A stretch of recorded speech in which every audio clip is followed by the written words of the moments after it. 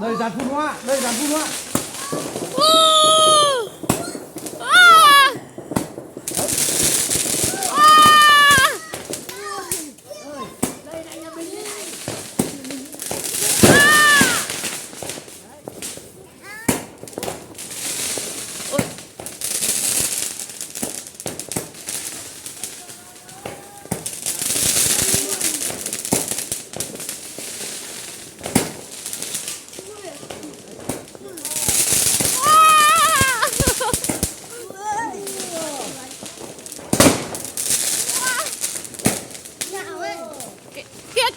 Đầu kia thôi. Nhân ra đây nó rơi đầu đấy. Rơi đầu đấy. Đây này nó rơi đến đây hẳn nữa đây này. Ôi cái phun hoa này đẹp thế. Thế hết rồi nhà bạn lão không đi đây.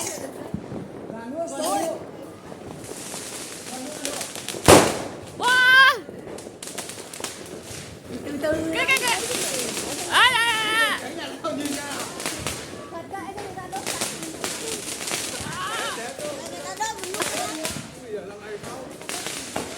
Ôi cái pháo quốc phòng năm nay đẹp nhỉ.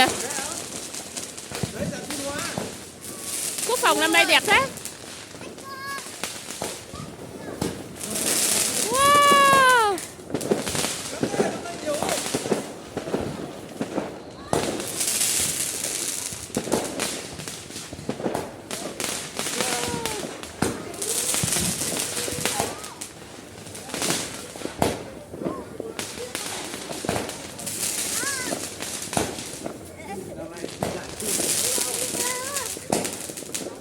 Nhưng mà phun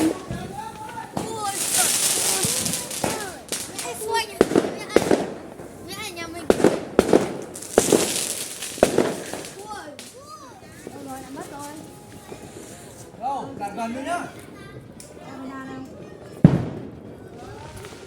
nhưng mà mẫu pháo năm nay đẹp nhỉ. Mới vào Tiếp tục. pháo năm nay đẹp hơn năm ngoái. Wow. Đấy. Ui.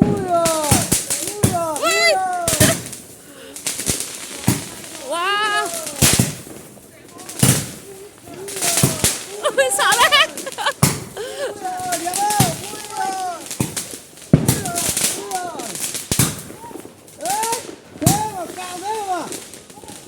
Wow, lên đây cao nhở.